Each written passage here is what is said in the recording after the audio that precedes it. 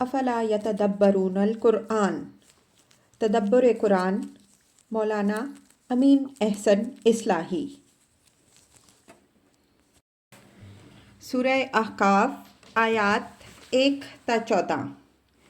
اعوذ باللہ من الشیطان الرجیم، بسم اللہ الرحمن الرحیم۔ حامیم، تنزیل الکتاب من اللہ العزیز الحکیم۔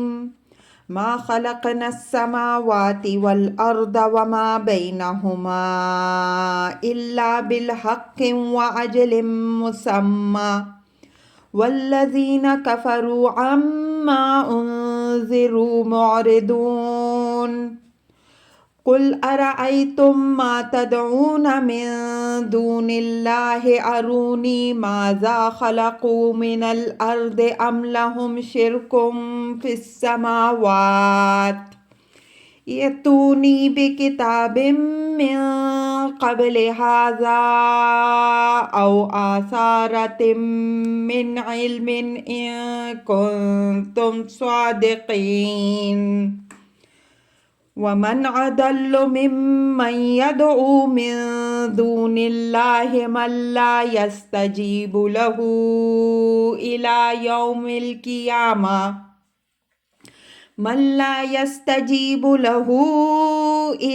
يوم القيامة وهم عن دعائهم غافلون۔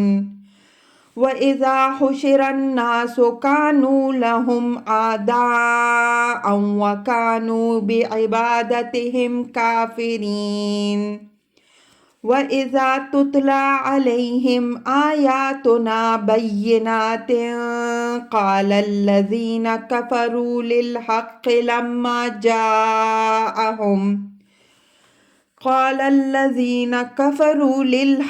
لما جاءهم هذا سحر مبين۔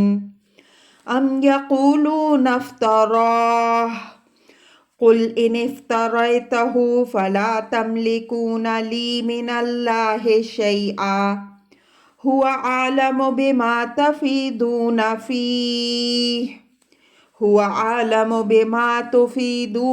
فيه، كفى به شهيدا بيني وبينكم وهو الغفور الرحيم۔ قل ما كنت بدعا من الرسل وما أدري ما يفعل بي ولا بكم، إن أتبع إلا ما يوحى إلي وما أنا إلا نذير مبين۔ قل أرأيتم إن كان من عند الله وكفرتم به وشهد شاهد من بني إسرائيل على مثله فآمن واستكبرتم، إن الله لا يهدي القوم الظالمين۔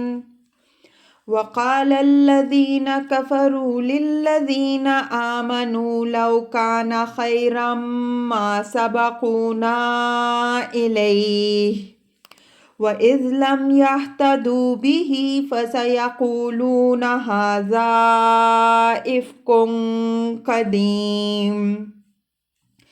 ومن قبله كتاب موسى إماما ورحمة، وهذا كتاب مصدق لسانا عربيا لينذر الذين ظلموا وبشرى للمحسنين۔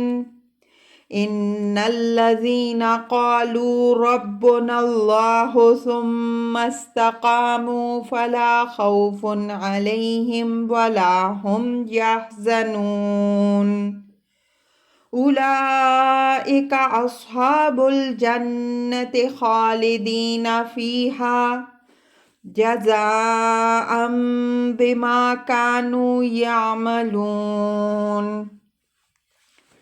ترجمہ: یہ حامیم ہے، یہ کتاب نہایت اہتمام کے ساتھ خدائے عزیز و حکیم کی طرف سے اتاری گئی ہے۔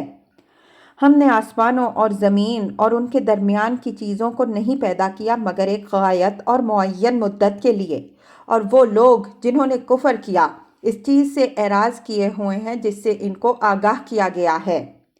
ان سے کہو کہ کبھی تم نے غور بھی کیا ان چیزوں پر جن کو اللہ کے سوا تم پوجتے ہو؟ مجھے دکھاؤ کہ زمین کی چیزوں میں سے انہوں نے کون سی چیز پیدا کی ہے، یا ان کا آسمانوں میں کون سا ساجھا ہے۔ میرے سامنے اس سے پہلے کی کوئی کتاب پیش کرو یا کوئی ایسی روایت جس کی بنیاد علم پر ہو، اگر تم اپنے دعوے میں سچے ہو۔ اور ان سے بڑھ کر گمراہ کون ہو سکتا ہے جو اللہ کے سوا ان کی دہائی دیتے ہیں، جو تا قیامت ان کو جواب دینے والے نہیں ہیں اور وہ ان کی دعاؤں سے بے خبر بھی ہیں۔ اور جب لوگ اکٹھے کیے جائیں گے تو وہ ان کے دشمن اور ان کی عبادت کے منکر ہوں گے، اور جب ان کو ہماری نہایت واضح آیتیں پڑھ کر سنائی جاتی ہیں تو یہ کافر لوگ حق کی بابت جب کہ وہ ان کے پاس آ گیا کہتے ہیں کہ یہ تو کھلا ہوا جادو ہے۔ کیا یہ لوگ کہتے ہیں کہ اس نے اس کو گھڑ لیا ہے؟ کہہ دو، اگر میں نے اس کو گھڑا ہے تو تم لوگ مجھے خدا سے ذرا بھی نہ بچا سکو گے، اور تم جو سخن سازیاں کر رہے ہو وہ ان سے خوب واقف ہے۔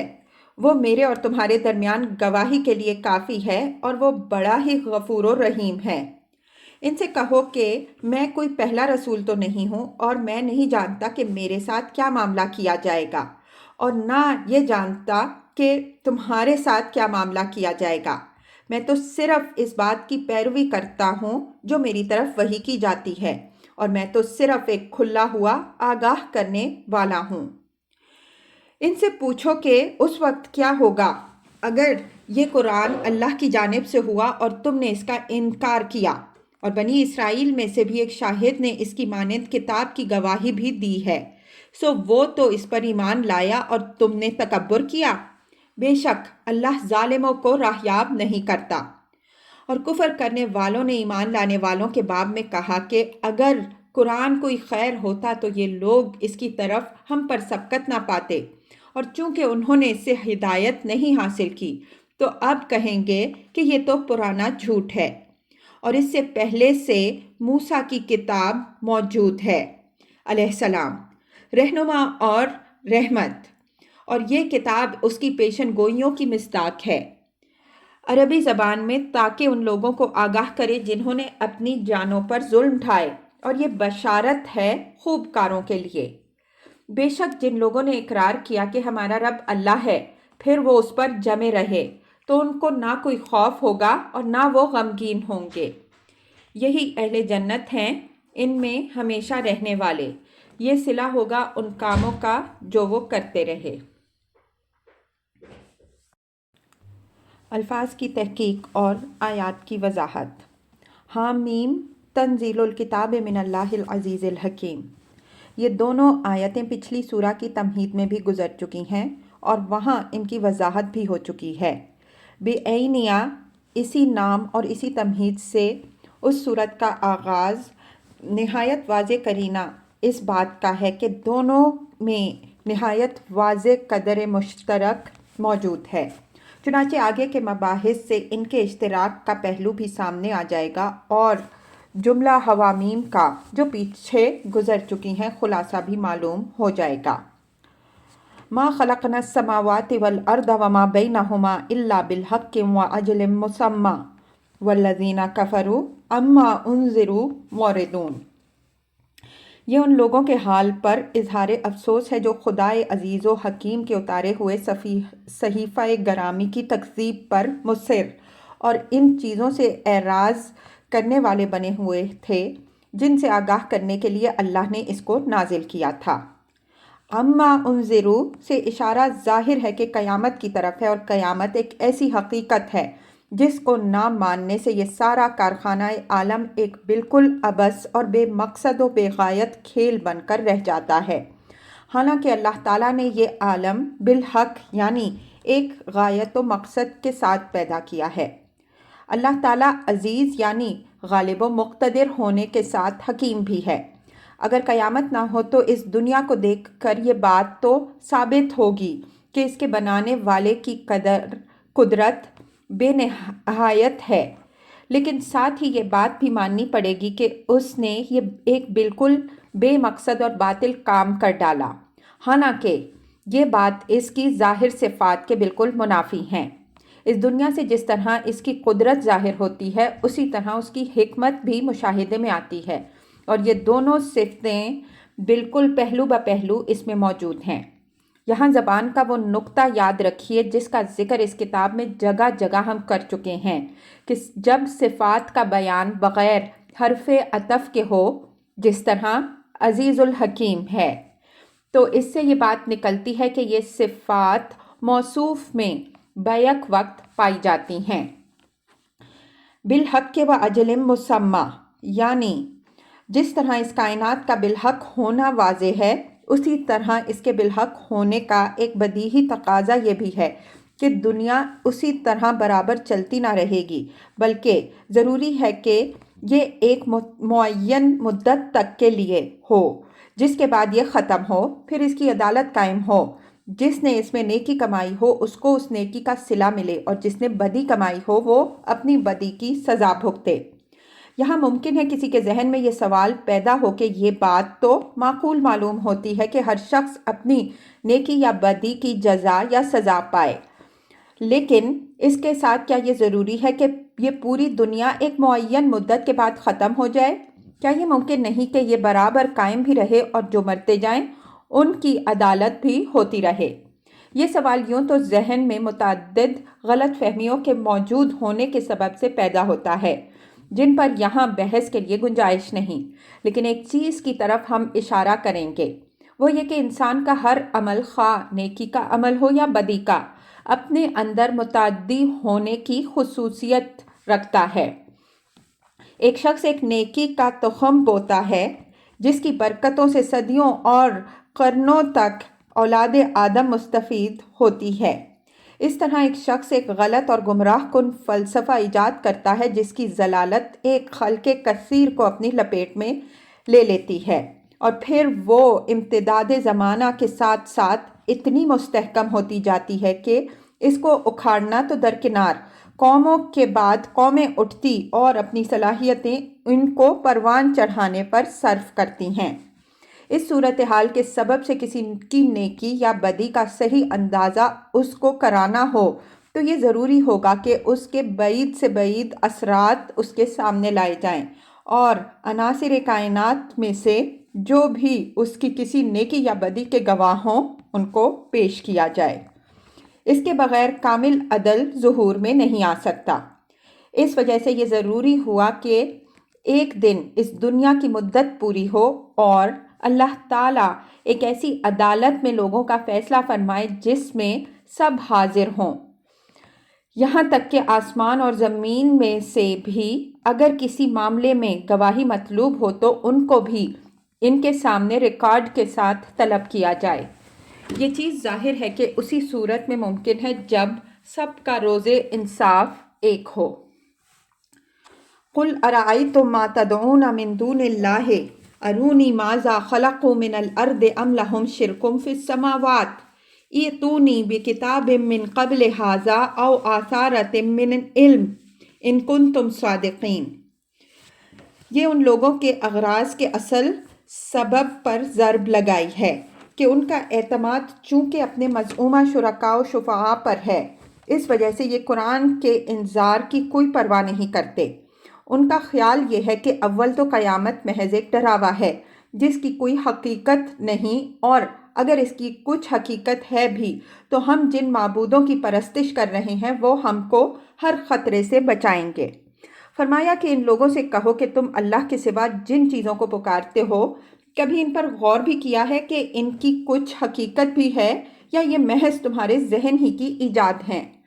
اگر تم ان کی کچھ حقیقت سمجھتے ہو تو ذرا مجھے بھی دکھاؤ کہ انہوں نے زمین یا اس کی چیزوں میں سے کیا چیز پیدا کی ہے، یا آسمانوں کی تخلیق میں ان کا کیا حصہ ہے۔ مطلب یہ ہے کہ خدا کے شریک بننے کے حقدار تو صرف اسی شکل میں وہ ہو سکتے ہیں جب آسمان و زمین کی تخلیق میں ان کا کوئی حصہ ہو۔ اگر اس میں ان کا کوئی حصہ نہیں ہے تو آخر ان کو اس خدا کے حقوق میں شریک کرنے کے کیا معنی جو آسمانوں اور زمین اور ان کے درمیان کی ساری چیزوں کا خالق ہے؟ وہ خالق ہو کر کس طرح گوارا کرے گا کہ اس کی پیدا کی ہوئی دنیا کے مالک دوسرے بن بیٹھیں؟ اور تم نے یہ کس طرح جائز سمجھا کہ اس کی اجازت کے بغیر دوسروں کو اس کی حکومت اور اس کے حقوق میں شریک بنا دو؟ یہ امر یہاں واضح رہے کہ مشرکین عرب ہر چیز کا خالق اللہ تعالیٰ ہی کو مانتے تھے۔ اس وجہ سے اس دلیل کی بنیاد ایک ایسی حقیقت پر ہے جو ان کے نزدیک بھی مسلم تھی۔ ایتونی بکتاب من قبل ھذا او آثارۃ من علم ان کنتم صادقین۔ آثارۃ اس روایت کو کہتے ہیں جو سلف سے منقول ہوتی چلی آ رہی ہو۔ اس کے ساتھ من علم کی قید اس حقیقت کے اظہار کے لیے ہے کہ اس روایت کی بنیاد محض وہم و گمان پر نہیں بلکہ علم پر ہو۔ یعنی اگر تم مدعی ہو کہ خدا نے تمہارے معبودوں کو اپنی خدائی میں شریک بنایا ہے تو اپنے اس دعوے کی سچائی ثابت کرنے کے لیے یا تو اس قرآن سے پہلے کی کوئی کتاب پیش کر دیا کرو یا کوئی ایسی روایت جس کی بنیاد وہم و گمان پر نہیں ہے بلکہ علم پر ہو۔ مطلب یہ ہے کہ خدا کا کوئی شریک ہے یا نہیں۔ اس باب میں اصلی گواہی خود خدا ہی کی ہو سکتی ہے کہ اس نے اپنا شریک کسی کو بنایا ہے یا نہیں بنایا، اور بنایا ہے تو کس کو۔ خدا کی گواہی کو جاننے کا واحد ذریعہ اس کی نازل کردہ کتابیں ہیں یا وہ روایات و آثار جو اس کے نبیوں اور رسولوں سے صحیح طور پر سلف سے خلف کو منتقل ہوئے۔ فرمایا کہ اس طرح کی کوئی چیز ہو تو اس کو پیش کرو، محض وہم کی بنیاد پر ایک ہوائی قلعہ تعمیر کر کے اپنی عاقبت نہ خراب کرو۔ یہاں یہ بات واضح رہے کہ اللہ تعالیٰ کا نازل کردہ علم یا تو اس کی کتابوں کے ذریعے سے خلق کو منتقل ہوا ہے، مثلاً تورات و انجیل وغیرہ کے ذریعے سے، یا روایات و آثار کے ذریعے سے، مثلاً حضرت ابراہیم علیہ السلام اور دوسرے انبیاء علیہم السلام کی تعلیمات بعد والوں کو روایات ہی کے ذریعے سے پہنچیں۔ ان ذرائع سے جو علم منتقل ہوا اس میں کہیں شرک کے حق میں کوئی شہادت موجود نہیں ہے۔ تورات، انجیل اور دوسرے صحیفوں میں اگرچہ بہت سی تحریفات ہو چکی ہیں تاہم ان کے اندر شرک کا کوئی شائبہ نہیں ہے۔ اسی طرح حضرت ابراہیم علیہ السلام سے متعلق جو روایات تورات، انجیل یا دوسرے صحیفوں میں نقل ہوئی ہیں ان میں بھی شرک کا کوئی جرثومہ نہیں ہے۔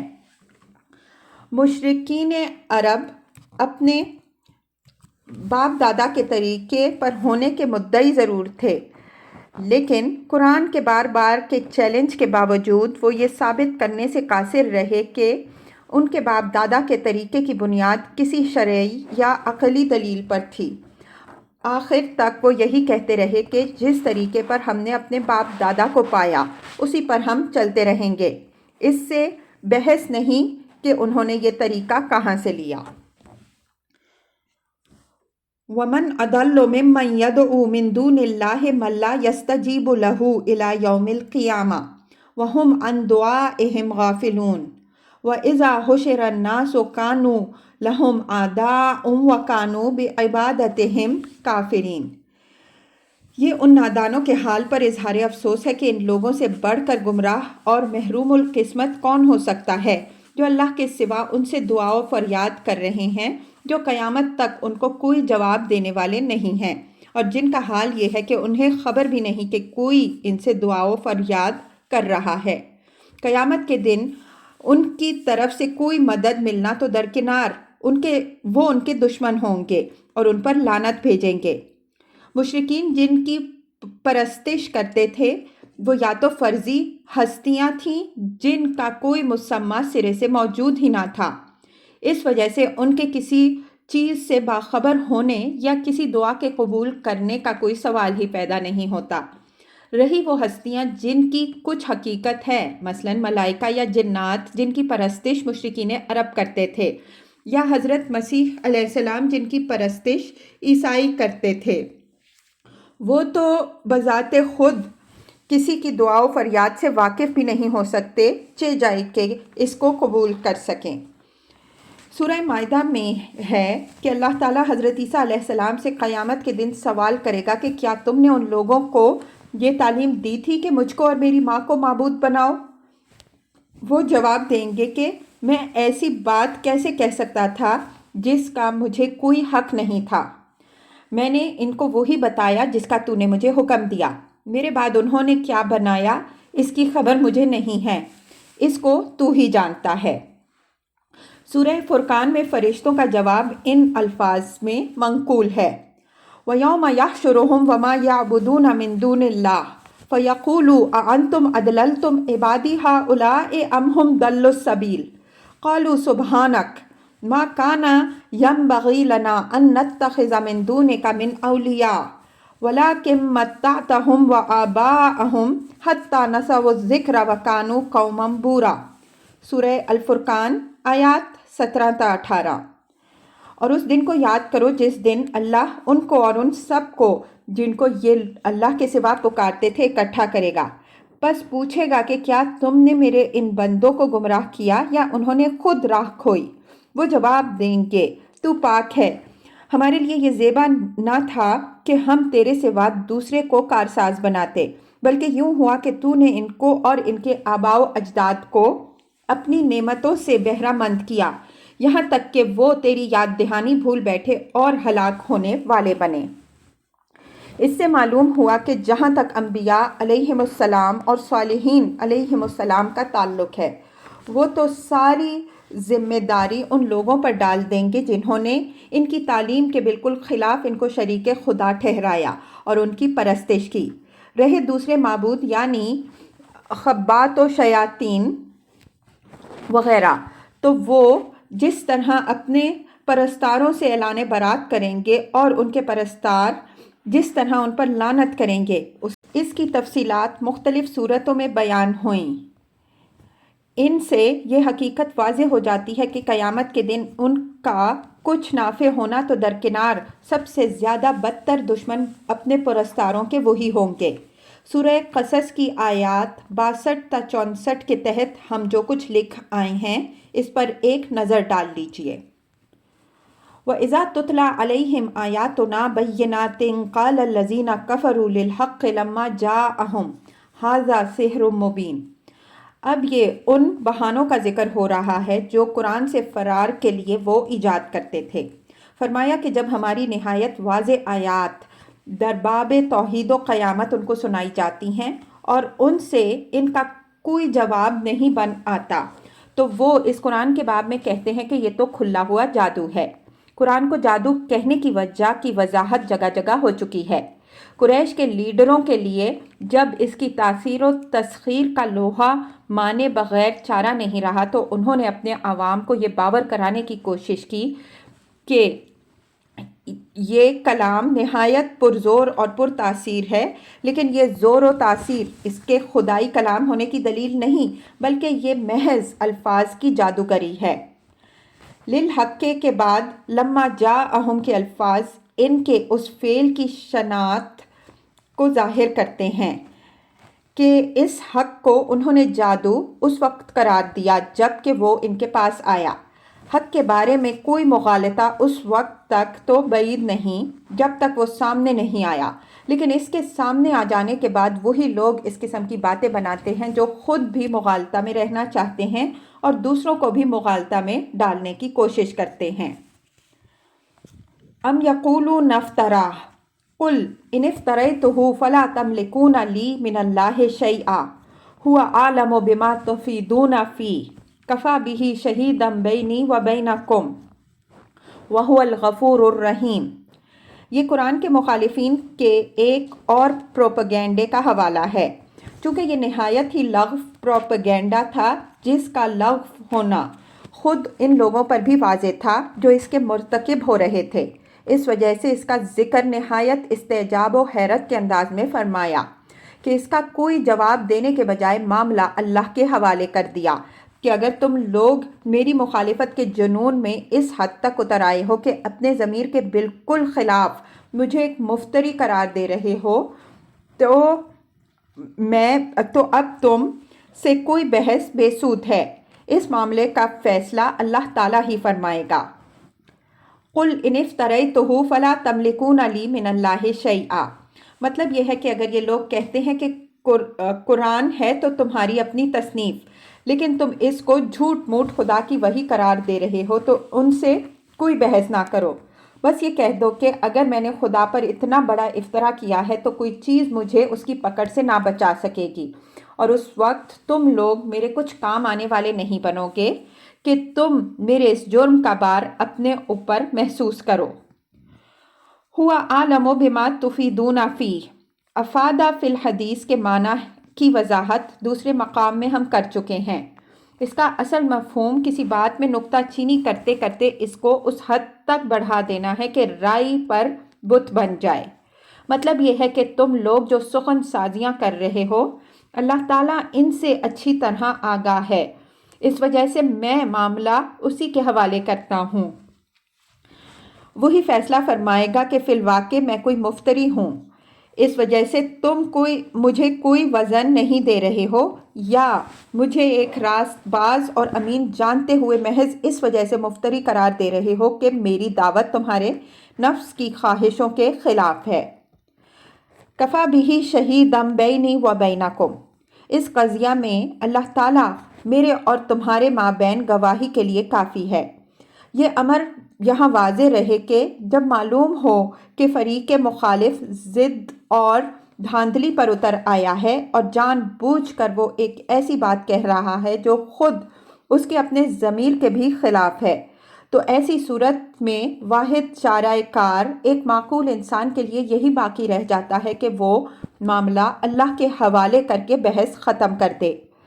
یہ شریفانہ طریقہ بعض اوقات ضدی مخاطبوں کو بھی اپنے رویے پر نظر ثانی کی طرف متوجہ کر دیتا ہے، وہ اس سے متاثر نہ بھی ہوں، جب بھی دعوت کے نقطۂ نظر سے بابرکت طریقہ یہی ہے۔ غیر جانبدار ذہن کے لوگ اس سے ضرور متاثر ہوتے ہیں، اور مخالفوں کے دل میں بھی داعی کی عظمت اس خود اعتمادی کے سبب سے دو چند ہو جاتی ہے۔ وَهُوَ الْغَفُورُ الرَّحِيمُ، یعنی میں یہ معاملہ اللہ کے حوالے کرتا ہوں اور مجھے امید ہے کہ وہ اس کا فیصلہ ضرور فرمائے گا، اور یہ حقیقت سب پر واضح ہو جائے گی کہ میں مفتری ہوں یا تم لوگ جان بوجھ کر حق کو جھٹلانے والے ہو۔ اگر اس فیصلے میں کچھ دیر بھی ہوئی، جب بھی میرے لیے مایوسی اور پریشانی کی کوئی وجہ نہیں ہے، میں جانتا ہوں کہ میرا پروردگار بخشنے والا اور مہربان ہے، وہ لوگوں کو پکڑنے میں جلدی نہیں کرتا بلکہ آخری حد تک مہلت دیتا ہے تاکہ جو توبہ و اصلاح کرنا چاہیں وہ توبہ و اصلاح کر کے اس کی رحمت کے سزاوار بن جائیں۔